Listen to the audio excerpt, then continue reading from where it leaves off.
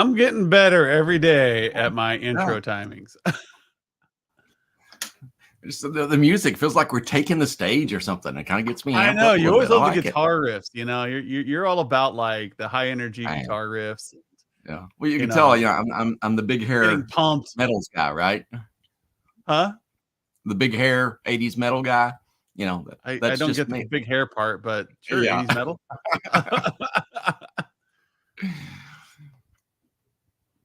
All right. So we have an extra week here in December to do our community update. So it threw me off a little bit because, again, Adam follows his calendar, and I've got this calendar of the topics that I do for every year. And this year we had an extra week. I'm like, holy crap, what do I talk about this week? Because usually right now we would be talking about the crystal ball, and then next week would be Christmas. Yep. But because of the wonkiness of this year, we have a little bit of some things are happening this week, and then everything happens in 2 weeks. So we get New Year's and Christmas in the same week, essentially. And so we have an extra week to do work this now. And so I thought, hey, why not talk about the year in review? Because this year, for those of you who weren't paying attention, was weird. Yeah. We started off January all excited about finally getting out of this kind of funk the economy's in, and we're 2 years post pandemic and 2 years post pandemic ish, and all of a sudden everybody's like, nope, it's recession time, and everybody clenched up, and so everyone's like, like, let's buy that technology later this year. Let's do that project later. Can we push that off a little bit? And that just became the routine for the year for a lot of MSPs and a lot of technology professionals. In fact, the entire industry, the entire economy kind of shut down, didn't buy, because everybody's like, okay, it's going to be a recession. We're going to see people get laid off. We're going to see people tighten their belts. Then Q3 ended, and the consumer index reports that we read are like, buyers are ready to go. Yep. False alarm, people. And then all of a sudden we saw this floodgate open up and everybody thought we can buy now. And I know we as a vendor felt that, even like we outdid our first 3 quarters of sales in 1 quarter. Yeah. It was crazy. We didn't do much different. It was just, that's the way the economy fell.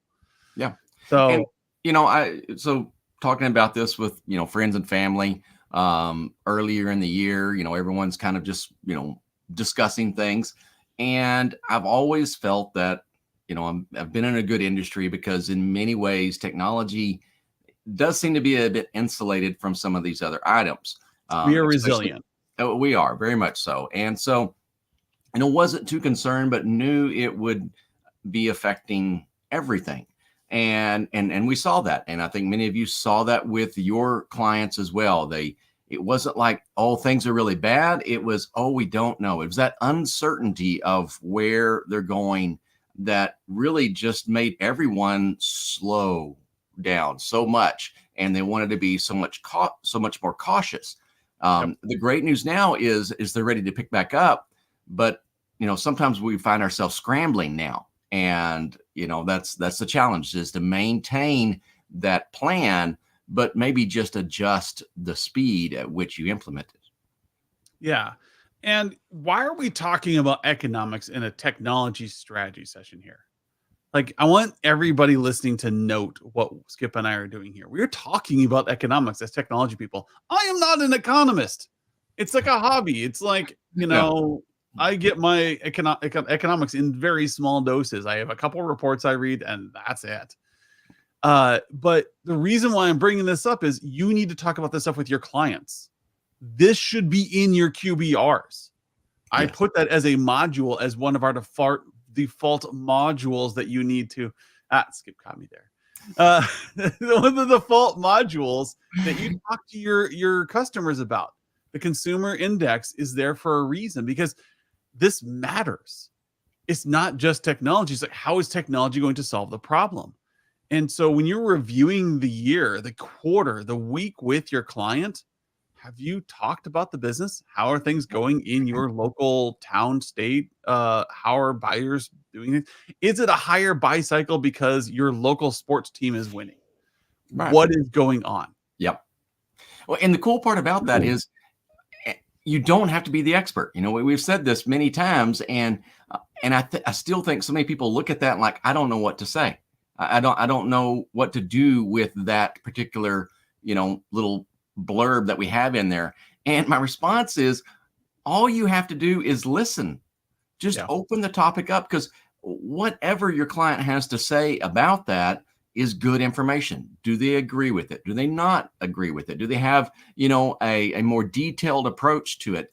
All of that is good information, and you don't have to put something, you don't have to contribute to that part of the conversation.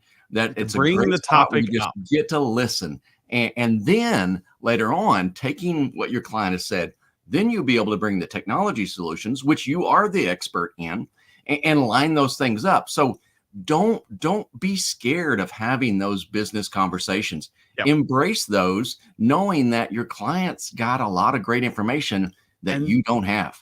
You might learn something that you didn't know. Like I learned, like during the pandemic, I would be in passing talking to people, and they would talk to me about different loan programs that were available for small businesses. Like I didn't know that they were doing that for people in Lincoln. There was a program in Lincoln where they forgave, or they paid for 6 months of your rent as a business, trying to stabilize the economy. Found out about that because I talked to one of my friends. I passed that on to one of my other clients, and they're like, oh, I didn't know that. And now you become this hero. And it's not because I'm an expert. It's just because I'm a good communicator. I'm good at talking to people. And so you, as a technology person, you get to walk in the door and say, hey, how is the economy doing? What do you guys know? And they can feed you, and you'll know more then. And you don't have to have the answers. And I love that when Skip says that you don't have to have the answers. And that's where we come to these year-end reviews. And I really want people to focus on that in 2024, that you don't have all the answers. You just need to be curious when you're in your client sessions. This also means, I want to wrap this up here a little bit. This also means that in 2024, plan to see some increased buying, as people are fourth quarter, they're kind of confident what's going on. They're like, oh, okay, the recession's not coming. We are good with this. We've got the narrative that the economy is doing well. I can buy. Let's go. 2024 might be a very big push year for technology. That a lot of people are buying into CISO roles, CIO roles, because of some of the recent litigation with, say, SolarWinds and neglect. People are trying to be more deliberate with technology because now there's jail time assigned to neglect. And so you might see a lot more of your clients very interested in fractional CIO services. You might see them in fractional CISO services because they need a finger to point at. And then they're going to be very, very, very receptive to you saying, if you don't do MFA, I will not work with you. Now you're the CISO. And when they come knocking on your door, you go to jail. These kinds of things are coming down the pipeline. I know they're changing a lot of things in Australia as well. These are things that you need to know about and be aware of in 2024. The economy is coming back up. The rules of IT are changing. And so your clients are going to start picking up on that. I've heard this. This isn't because Adam figured this out. I had somebody else tell me in business, say, the reason why people are asking so much for fractional services right now and for IT services is because of the SolarWinds issue. Yeah. Because of that ruling. Now they know that they need to have a role responsible for security that takes it seriously, not just a ham-fisted token effort, that there's actual implications for not having proper security anymore. And so that's really for 2024. That's a really great conversation to have with your clients, whether you want to fulfill that role or you're trying to get your clients to, step up to the plate and do parts of that. You need to have a single person. And, my silly, old saying on that is one throat to choke and one back to pat. And we do that in our champion role when we're onboarding new members. And I tell everybody, every once in a while we'll have someone, they'll say, yeah, I think so-and-so and I are going to share that. I'm like, no, time out. We got to have one person here, because if we have a shared role, it limits the amount of responsibility that is there, and it needs to come down to one person. Now, the silver lining on that is not one person that does all the work. but it's one person that makes sure the work is all done. And especially with, the changing climate and recent events with security, that's going to have to exist in your client's organization. Either Yep. you're going to be responsible for it and you can do it, intentionally, or get stuck with it, or your client's going to have to help do that. And then you're going to have to deal with some of the outcomes of that. So whatever this path takes, you want to be involved with it. So Yes. step up now and start pushing. What's the plan for creating a role responsible for security? And then listen to your clients. They may have opinions on this. Develop it with them. And I'm very interested to see if like the whole fractional CIO thing is going to become a big deal now. Whereas before it was something that was a nice best practice for a business. Now, if you're a small, medium business, you need to have a CIO role that needs to be filled. And for compliance purposes or for accountability purposes, otherwise the CEO gets that role by default. And then there's two great things that happen from that is that one, you get to charge more because now you're in a CIO role and you're taking risk on for your client. And then two, they have to follow your rules. So now compliance becomes a big deal. So working with a company like Compliance Scorecard or like getting something in place where now you have to follow these rules, you have to engage in this level of service with my MSP. That is something that's going to become really important.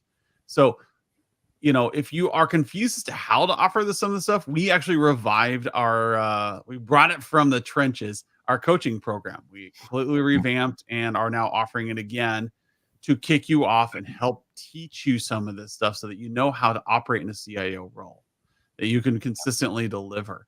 We used to do this all the time back 2017 through 2021. Then that pandemic wiped everybody out and we just haven't offered it since. It's always been lurking in the background, but we are re-offering it. If you want to learn how to do some of this stuff, if you want to learn from Skip or I or Richard or any of the team, like we will help you. We'll help you kind of figure out what's going on, where this is going, and all you have to do is engage. And a lot of these advice we give you on these weekly updates get wrapped up into really deep dives on those. But I really want you all to think about, what are you going to do to adapt to this new world that's coming out in 2024, where the CIO is much like the CFO? There are rules. Yes. There are rules now. The SEC is the one who punished the CIO, and they're coming after other CIOs. I guarantee it. Yeah. And so this is going to change IT. It's no longer going to be, oh, I'll put a PC in, give me admin rights and walk away. It's going to be, no, there are rules. Just like in the SEC with finances, there are rules on how you can trade and how you can behave as a company. If you don't observe these rules, bad things happen. Yeah. And some of these security elements are going to really, I think, help realign some of the business and technology processes that have fallen to the wayside. So you're going to be in a position where, if you're operating in the CISO, this VCIO role, you're going to be able to say, look, you have to do this. If you don't do this, I'm out, all right, because I'm not going to accept the liability. And that's going to leave the liability on you. The clients are going to look at it and they see that not as you feeling really strongly about something, but they see it, hey, this is a requirement of the marketplace that we're in.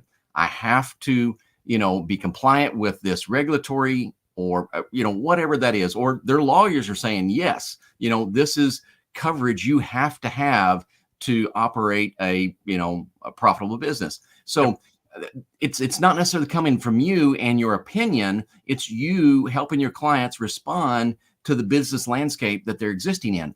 So the cool part about that, though, is as you begin doing that, the next evolution is not just compliance, but growth in their business. How do we help their team, expand to new markets? How do we help their team, increase sales or, retain more customers, or whatever their business objectives are? Now we can begin walking through that exact same process. There's not this big regulatory hammer coming down, but once you get in and start sitting at the table and understanding, hey, these are the elements of the business and the technology that we've got to line up, and here's the great benefit that we get out of it, then you get access to all of these other areas of their business. So definitely don't shy away from this coming opportunity, because not only can it itself be very profitable for you, you've got opportunity to expand that into, really, really good areas of their business. Yep. And next week, we'll talk a little bit more about this crystal ball mentality. Like, what actually is 2024 going to look like? And, you say, I don't know. I remember in IT, I was in a department one time and it said, there's no way you can predict what's going to happen next year in IT because it changes too fast. Those years are behind us. I can guarantee you, I know what PC you're going to be running next year. Yeah. And so, but politics and stuff like that are going to change the landscape next year. It's going to be the usual: keep your head down, keep quiet, don't go to family gatherings kind of thing. Yeah. But on the flip side, you have to think of it in terms of an economist. What does this mean for the economy? What does this mean for my clients? Are people going to be a little bit more restrictive as they're wondering, where is the economy going in 2025? And so people starting in about April of next year are going to start thinking about 2025 really hard as businesses. Right. So we could see a little bit of quietness. But at the same time, we've got the scare of, if you don't have a CIO, the SEC could come after you as a public company. So, where are we at? Yeah. And I am interested to see where we're going, what we can do to help people out, to make this economy a little bit better, to make our clients a little bit better. And it all starts with, as we started this conversation, is ask your clients what they think is going to happen next year. Focus on their opinion and use that to educate yourself. You have some very smart clients doing some very smart things, and they have really neat opinions on things. Some have some really crazy opinions, but if you want them to listen to you, listen to them first. Talk to them about the economy. Talk to them about what you think 2024 is going to be. Mention some of the things we talk about in this podcast, or this community update. Yeah. And you'll see that your client engagement will change. Yep. Start this in January next year. You're going to see a whole different world for your clients and your business. Well, there's a cool part here. Yep. Yeah, about, let's start with that plan. And here, again, reinforces, this doesn't have to be perfect. You don't have to lay out, you don't have to know the future. But if you're sitting down with your client and you're understanding what's important to them, what are the big pain points they're trying to deal with, what are the growth areas that they're trying to maximize and take advantage of, then you can create plans of action. Now, that plan may still have a big question mark on timing. All right. And that's okay, because you can set expectations. Hey, due to regulatory compliance, if we hit X amount of dollars in revenue, then we're going to have to do a series of, security updates. Okay, that's great. You've planned that out. And now it may take that business, a few months to hit that point.